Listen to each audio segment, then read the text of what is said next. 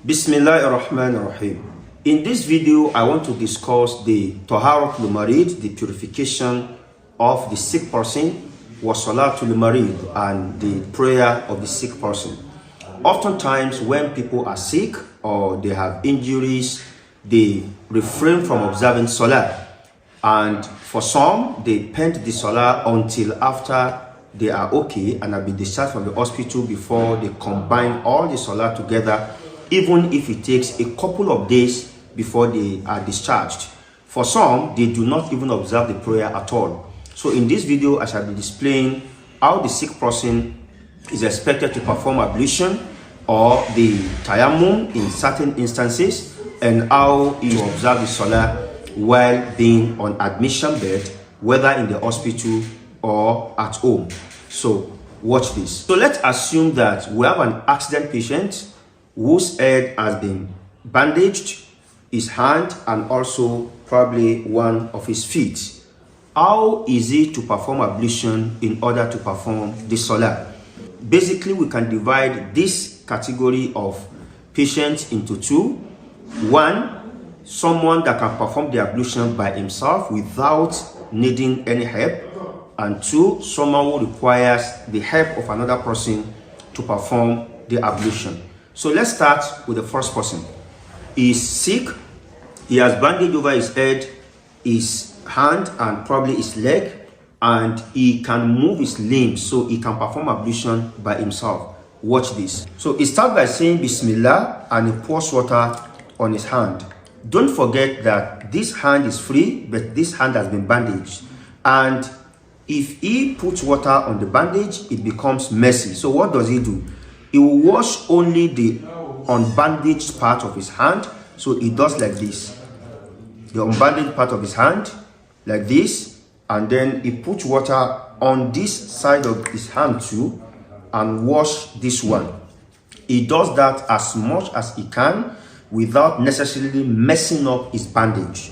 Now, since he has washed this part that can be washed, if he can wipe his wet hand over the bandage, then that is even better. That is, if wiping over the bandage will not aggravate his condition. So what does he do? He puts water here, and then he washes his hand together and wipes over the bandaged area. So this is how he is to do if he can wipe over the bandaged area. But in a case where probably the hand was not bandaged, or it was bandaged and he was advised to not allow water to touch the affected part, then he does not put water there, but just his wet hand, he wipes it gently over the bandaged area. If he had been told to not even touch that part, probably because it was not bandaged and the injury is still on the hand, so he doesn't need to do anything other than to wash wherever he can wash of the part of the hand that is free, and leave whatever he was unable to wash like that. Then he proceeds to put water in his mouth, putting it out, six water up his nose, blowing it out. He can do this 1, 2, or 3 times, as I have explained in some of my videos in the past. Then he proceeds to washing his face. He washes his face properly if he can wash it. But if his face is badly damaged such that he can only wipe on it, then he should do whatever is easy for him to do in this regard. Then he proceeds to washing his hands, and the washing of the hands begin from the fingertips down to the elbow areas. So he does this 3 times. He also gently wipes over this and then washes this part. He washes this part, but he gently wipes over this part if he can wipe over it without aggravating his condition. But if he cannot wipe over this part because of the nature of the injury, probably someone that has burns, then he should wash the fingertips here and simply wash this part, leaving this part unwashed and unwiped. Let's go to his head. His head has been bandaged. The injury to the head is such that he can wipe over his head gently without worsening the situation. Then he should gently wipe over his head. If the bandage has been made to pass over his ears and he cannot wipe his ears, then whichever part of the ear is uncovered, he should wipe it gently, and if there is no part of the hair left uncovered, he should simply leave it like that. Then he comes to his feet.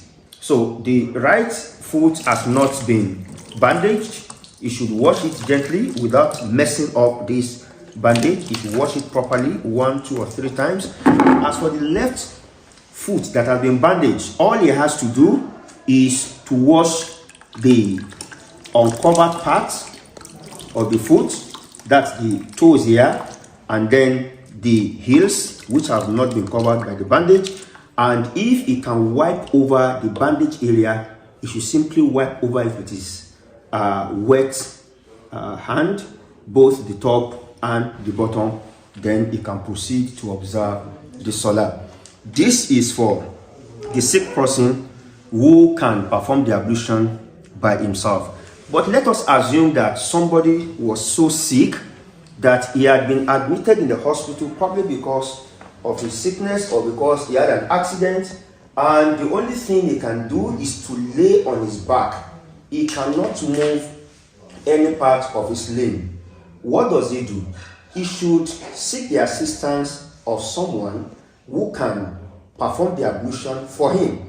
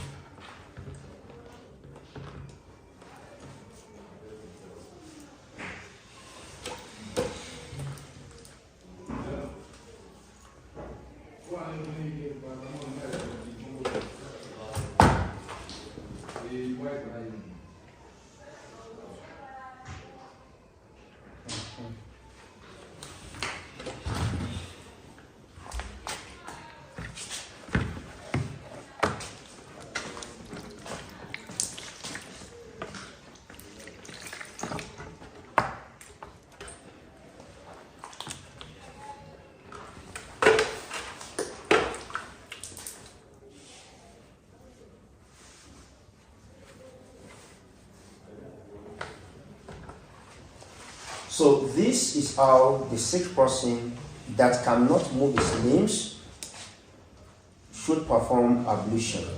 If there is someone that can be employed for that purpose, even if it is paid, then it should be employed to do that for him.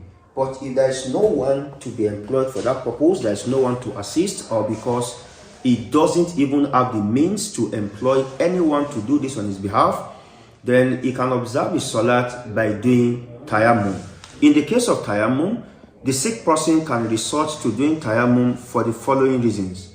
1, if there is no one to assist him to perform the ablution, and he also does not have the funds to employ anyone for that purpose, he can do Tayamum wherever there is dust, even if it's on the wall of the hospital or his house. He should do Tayamum and observe Salat. Number 2, if the injury covers most of the limbs that he is expected to wash or wipe during ablution, then he resorts to doing Tayamum.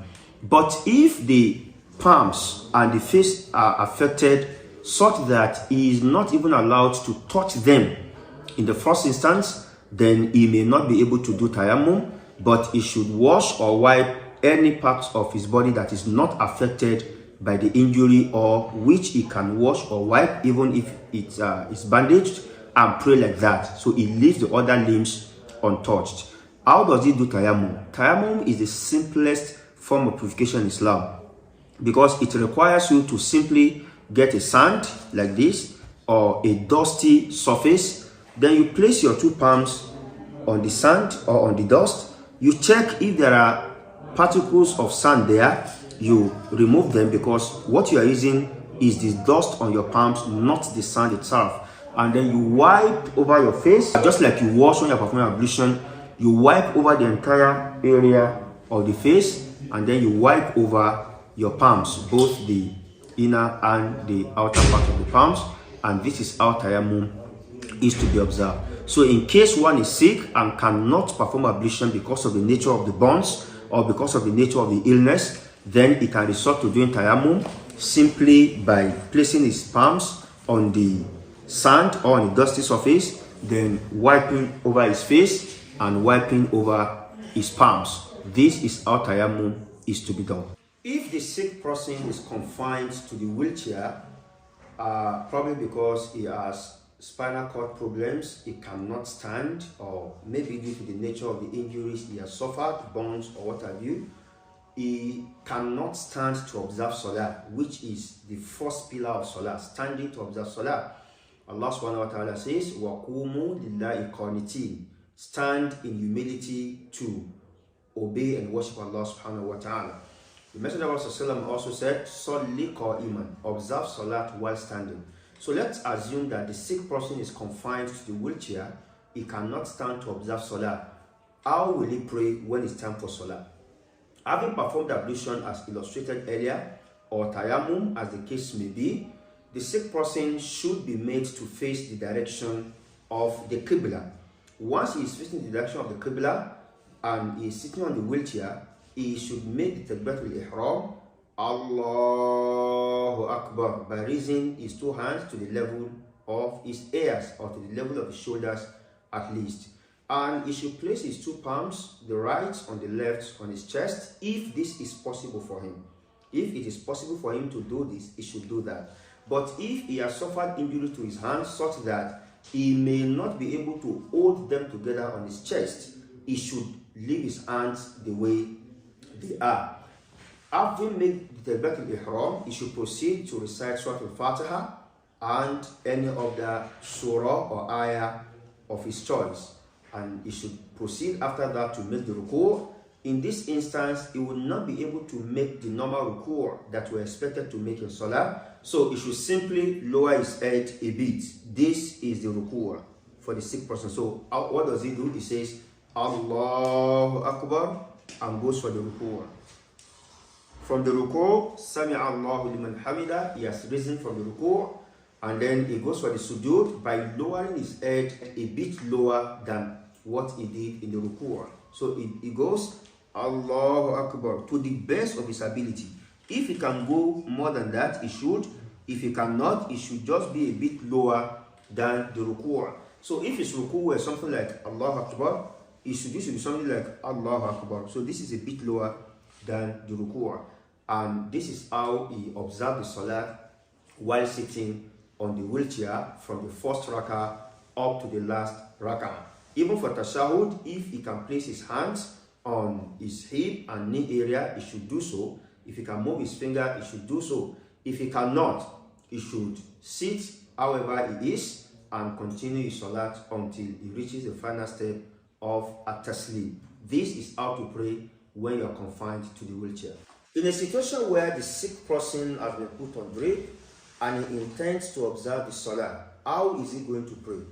Let's break this down to the different types of patients that we may have in the hospital.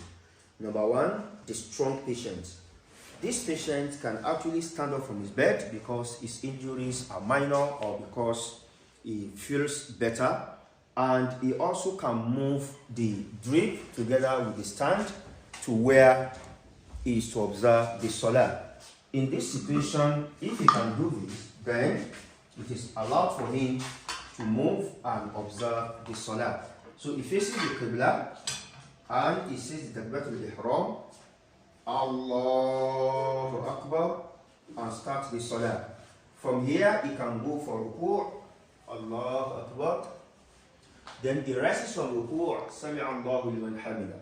But in going for sujood, if the pipe connecting the drip is long, and he can perform the sujood like this, Allahu Akbar, without any incident, then he should continue to observe the Salah until the end of the Salah.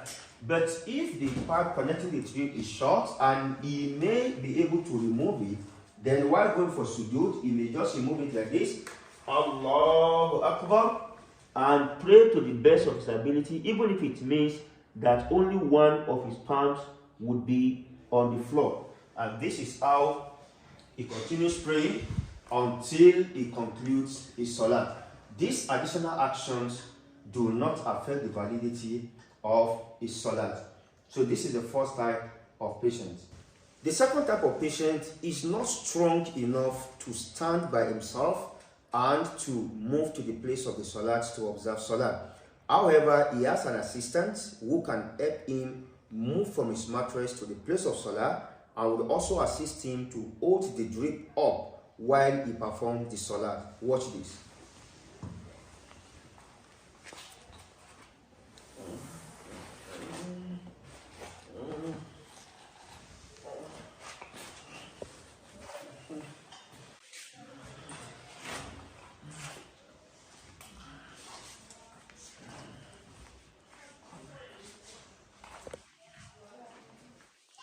Allahu Akbar. Allahu Akbar. Sami Allahu liman hamida.